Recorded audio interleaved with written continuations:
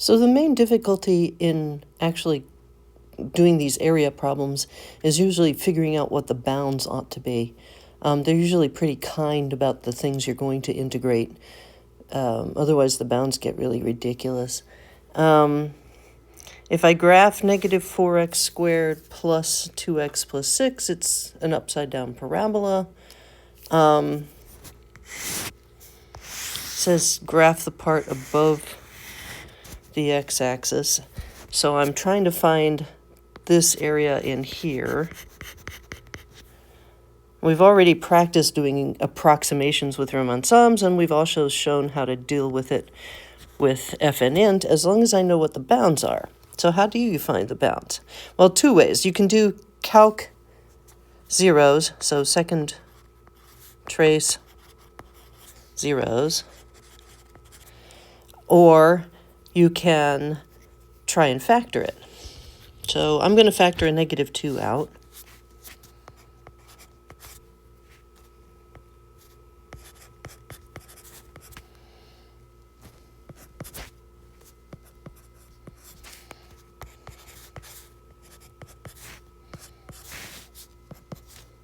Okay, I want to not place the 3 across from the 2 because then I get a 6. So I'll put the 3 here. 1. I need to be more negative. This counts as 2, so I'm going to count, let's see, minus 3x and plus 2x. So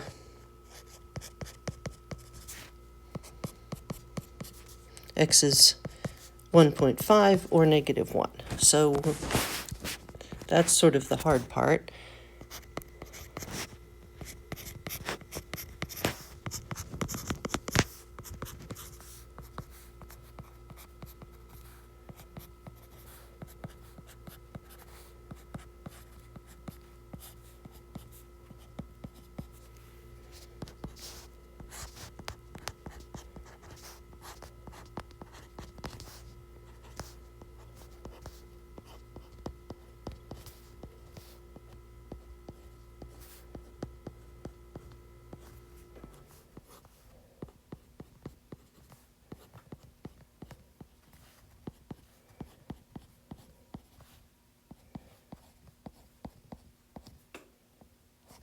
Okay, so notice first of all that I put parentheses around the 2 chunks.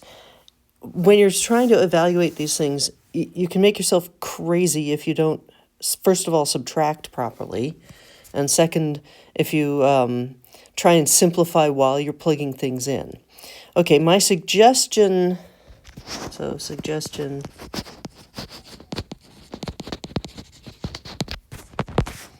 if you have access to the graphing calculator for the next quiz for this kind of problem, you can graph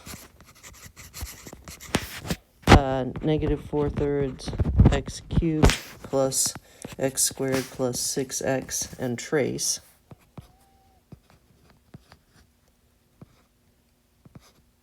Oh, what was that? Just trace. Okay, otherwise you have to sort of plug it in yourself. Either way, you end up with 6.75 minus 3.6 bar. So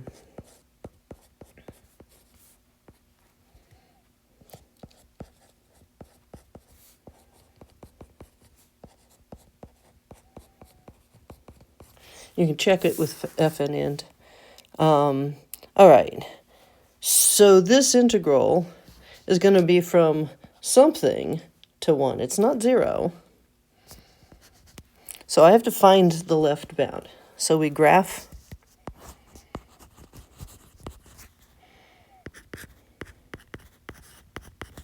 the square root function. Which one is square root of x? Well, square root of x doesn't go through 0, 1. It goes through the origin.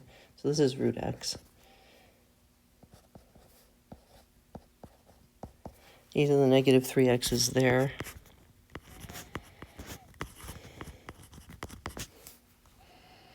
And second trace intersect.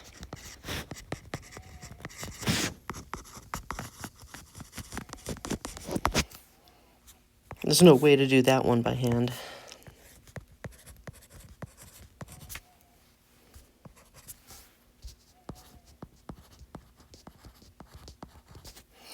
Okay. One thing you can do is store this as something. If you don't want to have to plug it in once you've evaluated. Which one goes first? Okay, so integral, to get the area, we're adding up, going from root x down to e to the negative 3x. So root x goes on first, the top function goes first.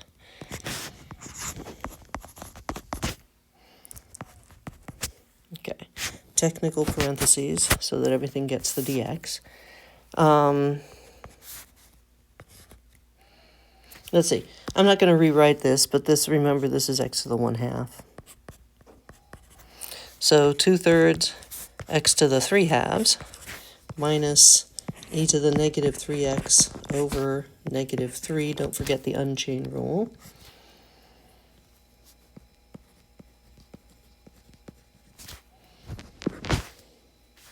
All right, a little note.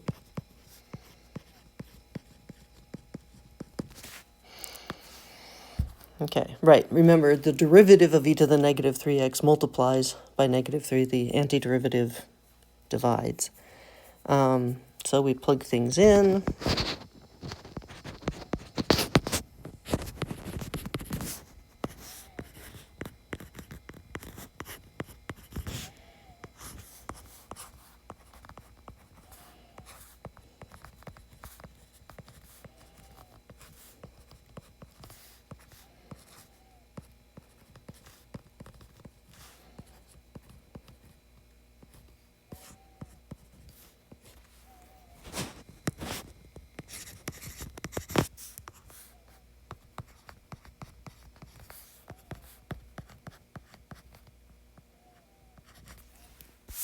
Okay.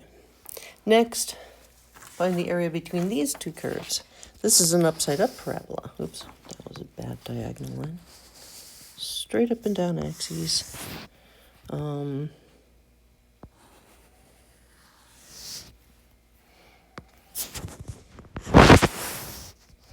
Okay, so we're trying to find this area in here, and we need bounds. You can do, again, calc intersect.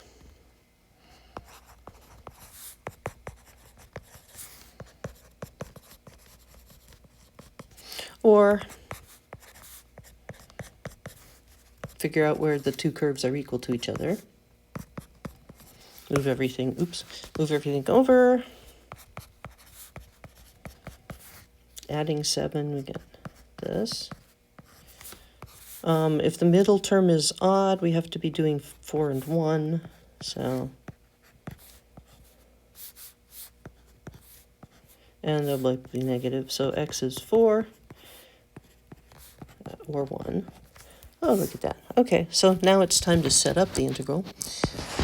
Integral from left bound first, although you plug the right bound in, end minus beginning. Let's see, what goes on top? Careful, the line is on top, so.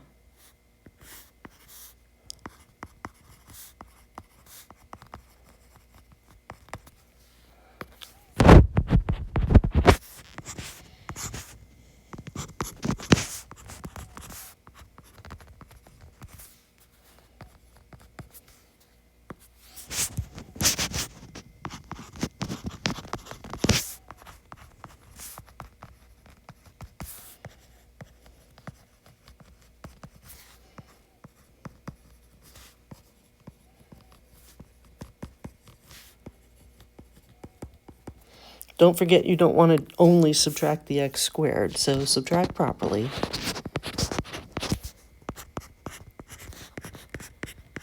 Distribute and combine like terms.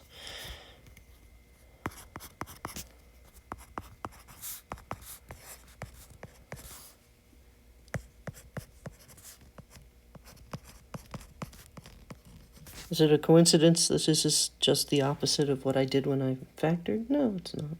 You're still subtracting.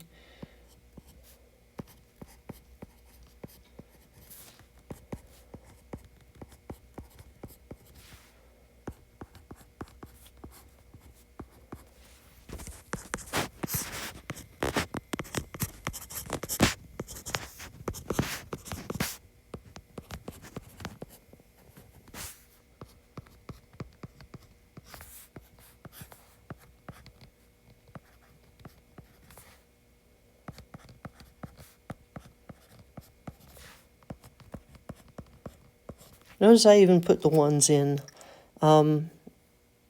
That's a good idea to put in as much as you can.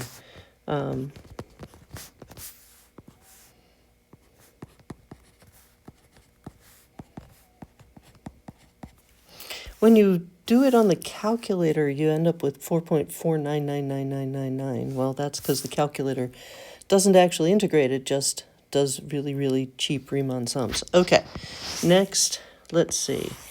Y equals 2, that's a horizontal line at 2. And y equals 4th root of x, and in the first quadrant. Remember, it's not bottom bound, it's left bound and right bound. So x has to go from 0 to something. What is this number? Well, okay, we can do this one by hand. How do you get rid of a 4th root? You take the 4th power of the other side. So it goes out to 16. Bounds are 0 to 16. Notice that y equals 2 is on top, because this is the area we're finding. All right. How do you know if you've got the wrong function on top? You get a negative area when you try and take the integral. That's one indication.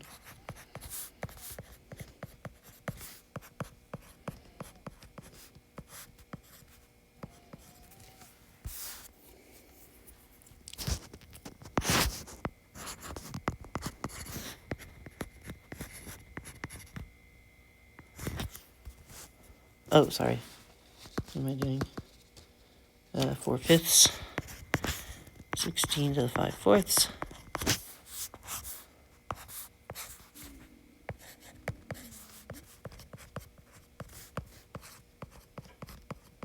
Okay, this is one of those 80% of the times when plugging in 0 gives you 0. So this just gives you 6.4. There you go.